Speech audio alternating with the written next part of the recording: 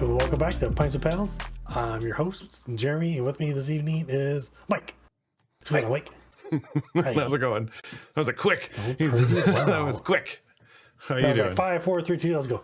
I'm doing all right. So this evening we are drinking Abita, which is out of Louisiana, a strawberry lager. I've never had this one before.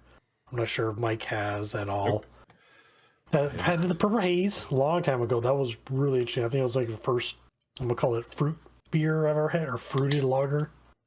It was pretty tasty. I had my can, and my can exploded on me when I tried to pour it, so I had to be very careful. Michael's doing fine, which is good. Very good. So this beer comes in about 4.2% ABV. So think of a Guinness or Bud Light. A really low ABV beer, only 13% IBU. I guess they use really fresh strawberries. Yeah. Which kind of get it a little bit. Yeah. I definitely can sort of smell this. Like, I feel like I'm definitely, it's not just a straight lager smell. I was trying to find the born on date to see like when we. Yeah, so this one I don't remember. I feel like a lot where Zoo was the beginning of the year. Yeah, it's probably going to be close to a year. I would think so too, since they say they harvest the strawberries at peak season. So I picked these up before our trip in Lexington. So they could have been fresh. I don't know. That's a very good question. I do not know. I think it's good. Tastes actually a lot better than I thought it was going to be. I was kind of shocked. That's that I cannot believe. So normally I feel like strawberries kind of get lost, somewhat lost in a. Well, I guess a lager too would be a pretty good beer to put strawberry in, because then you're not going to lose it in any other flavors, because a lager doesn't really have a whole hell of a lot of flavors. But that's good. It's got it's like a strawberry creamsicle kind of taste to it. So I was going to ask if you get like a little bit of vanilla, because I get that on the nose, like just a tinge. But I know there's hops that have like a berry to strawberry kind of flavor though too. So I wonder if they kind of help use hops. Like all it says is they use tradition hops, which I don't know what that means. Does it mean traditional? I would no. Maybe. I think that there's a tradition like version, because I saw that in something else. So something I was watching was talking about those. But I think that this is the type of beer I can have like one of, and then any more than that, I feel like I'm going to get more of like a medicinal taste a little bit, where it's like a little. I get that a lot with cherries. It kind of tastes like what is the pucker? Like a cherry pucker taste, or a strawberry pucker. Yeah. It's where it's got the medicinal taste to it, like a Robitussin-y. This one doesn't quite have that, but it hits the back of my throat like that, where it's like a. Does it? Just a smidge, and that could be age too. But I could drink a couple of these, honestly, just because, I mean, they're light, refreshing, crisp. I don't think it would taste very well once it gets too warm anyways. Right. Yeah, it's pretty clear. It looks like it's got a little bit of cold haze, or whatever they call that. Yep. Chill haze. Like at this point, my Kolsch looks clearer than this one does. I really like it. I think that it's definitely it hits a lot of like notes that I feel like aren't represented very much. I don't feel like there's a whole lot of strawberry stuff out there typically, because it must be either expensive to have this kind of to get this much flavor with this for this kind of a berry, or the tartness kind of pushes people away potentially. I could. Nothing on the can. It doesn't really say how long they've been making it though either. To be kind of curious if it's something they've made for quite a while now. This is our first Abita beer. So we got a 12 pack of variety. So there's 3 more in the next Yeah. few episodes that we're going to do. So this is a good start. Hopefully this isn't, I was kind of worried about this one. Age wise, because I feel like sometimes fruited stuff doesn't age very well because it can kind of start to like, it doesn't get rancid, but it gets raisiny. I've never had a strawberry raisin, but I was prepared to have one today. Strawberry raisin. Yeah, I'm not sure about that. I don't have a can. I can't even check. I was going to. There's But you didn't see no born on date or whatever. I was wondering if we've nothing. written it in I our don't think so. ratings thing. So we've been trying to like keep track of this kind of stuff just so that we can make sure. Yeah, there was no born on date. There's like a date on the bottom, or there are numbers on the bottom, but it doesn't make any sense. Right. Or at least not to me. Nobody knows this to us. Nope. No, I think it's good. I think it's pretty well overall. I think we'll score this one a 3.75. I think that's a good solid number for it. 'Cause I think this is very seasonal. Like this is the dead of winter, basically, where we're in, and we're drinking a very summery beer. Yeah. If this was summer and I was hot and sweaty, I was drinking this, I'd make score it higher or lower, depending. But no, I think it's. I mean, if I see it somewhere, I'll probably get it. Where did you say this brewery was from? Sorry. Louisiana. Yeah, I would love, it's pretty far for me, but I would love to go there.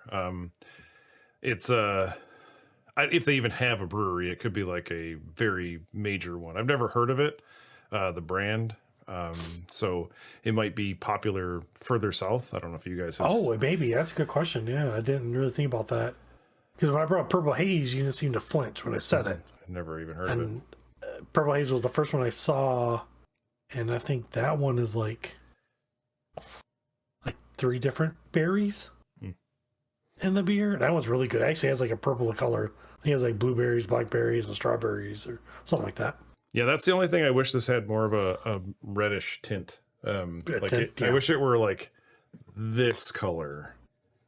Nope, still redder than that. I think I'm gonna agree with you. I think it's about like a 3, probably about a 3 maybe 3.9, 3.8, 3.85.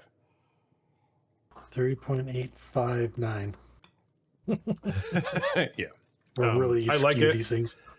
But because it's winter, I feel like it's not necessarily what I'm looking for in a beer, but Right. I would still order another one, especially if like if this was the only thing I could find at the brewery that I really liked, I would order more than one in the wintertime, especially at like whatever 4% it is. Yeah, 4.2%. So it's like it's a Bud Light. crushable. Yeah. Bud Light, Guinness, And I'm not saying they can still let people like, well, Guinness is such a dark beer. It's got to be super strong. Like, no, it's 4.2% ABV. I think it's only 4%. It's really watery. Yeah, It could it's be nuts. But I did look up the hops that I was thinking of. So one is called Belma. It's one of the hops that has distinct strawberry and melon flavor. And Strata is another one that has a lot of strawberry flavor. So like I said, I'm kind of curious if they took some of the hops that has a lot of the strawberry characteristics and the strawberries they get from Louisiana to make this. I would assume so, just because I don't think they're a small brewery. No. And I'm willing to bet that fresh strawberries is not very cheap either. So unless they grow in abundance down in the south, maybe. But I have no idea. I'm surprised. I would like to probably get more of this for the summertime. Like I wish I had like a 12 pack of this in the summertime. Right? Somebody play some cornhole or ladder ball or whatever. Yeah, exactly. Cool. Did you have any like did you have a recipe that you would like to try and make that's similar to this? So basically it's just a traditional Pilsner recipe, and then what I would do is I would add like 2 or 3 pounds of strawberry puree to kind of help with the flavoring, trying to get those across. So basically, this Pilsner would be 9.5 pounds of just Pilsner malt. Just again, most Pilsner lagers are usually just one malt grain. Now that I'm looking at it, I would probably scrap all the hops I have there and probably go with like Belma and some Strata just to get more strawberry melon flavors out of it. And then, like I said, add in the 2 to 3 pounds of puree. I think I'd rather go low, taste it like after a week or so, or maybe 2 weeks, and while it's fermenting, like maybe add a little bit more or something, or even save some back for. Well, no, I wouldn't want to save any back for kegging because then it'd just be cloudy.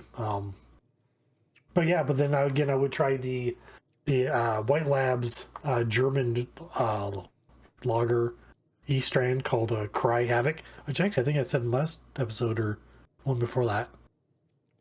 Again, I'm trying to find different yeast. I feel like I always use dry yeast all the time, and which myself, that's all I ever use is dry yeast.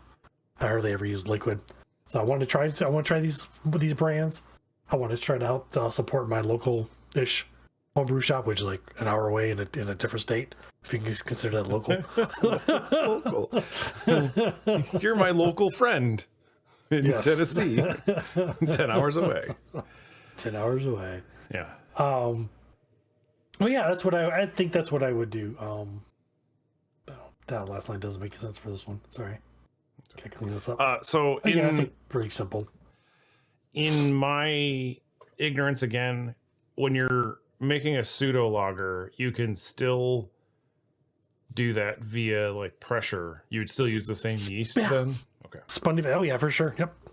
You still would want those characteristics that the yeast is going to give, right? I've read articles where people just use a standard cheap ale yeast to make a lager or pseudo lager with.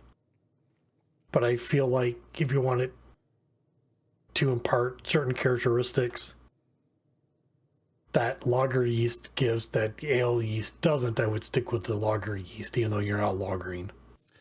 Yeah, because like when I made my Hefeweizen, my Kolsch, the first one that I made, I brewed it under pressure. So basically doing what you can do to kind of suppress the esters that form. But then when I was reading the characteristics of that yeast, it was saying that like you're going to get some more Hefeweizen-y flavors from it if you let it ferment without pressure. So the next one I brewed, I did it without pressure, but I don't know, because I also reused the yeast, so I have low expectations for this second batch of it, even though it's basically the exact same thing with the exact same yeast. I'm just afraid that there were a lot of variables that I changed all at once, and now I probably have broken it. So I guess we'll see. I don't know. I think it'd probably be fine. I think you'd be just fine.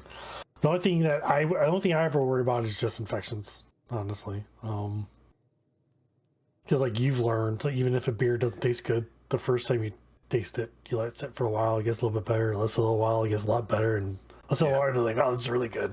Right, so, and then you only have like 1 or 2 glasses left, and it's awesome. Yeah. Yeah, start all over again. So like today, I brewed my my Why Not Saison. Just because I have a lot of grain sitting around that I need to get rid of. So it's not Saison season at all. Saison season, it's spring, summer. But again, I had all this stuff sitting around. I have the hops sitting around. I have a lot of hops sitting around. So I was like, I gotta do something with the stuff. So me and my son, we brewed a Why Not Saison, and hopefully in the next couple weeks, so maybe we can talk about it. See how it turned out. Exciting. Yep. Oh yeah. Yeah, it's really exciting. Yeah, I'm looking forward to trying to figure out what my next brew is. I think I want to try the blueberry honey ale or something of that caliber. Just because yours is such a hit, and my dad wants to try it. It's an easy drinker, and I'm looking for something that I can just kind of probably like under 5% that is something I could always have on tap and just like kind of go up there and get it. So I just get used to brewing it and that kind of stuff. But yeah, I'm excited to continue down this journey of beer making and beer drinking and strawberry. Is another easy one to make. Yeah, the strawberry. I was watching something and then they said blueberry and strawberries are the two fruits that will impart the most flavor even after fermentation. They would keep a lot of that flavor if you're doing straight, basically frozen strawberries or frozen blueberries. Obviously it's probably better if you can get them fresh, but like you were telling us in many podcasts, it's the freezing process that breaks down the cellular walls that imparts most of the flavor and lets all the stuff out. So you might as well just buy the frozen stuff and not waste your time smashing and pureeing and doing all that stuff, because maybe you won't like it and it would be a large waste of money if you bought like 10 pounds of whatever. Yeah, that'd be a lot. Yeah. Puree's not cheap either. I'm just throw that around. Puree's pretty expensive. It's not cheap. Yeah, I'm excited to continue down the journey though, to taste. Oh yeah, for sure. Stuff, but yeah, alrighty. Well, I hope you enjoyed the episode. Thanks for tuning in. Don't forget to go have a pint with your pals. Yep. Please drink responsibly. Like, comment, subscribe, join the Discord. Send us questions. Send us what you're drinking. We'd appreciate it. Until then, have a pint with your pals. Cheers.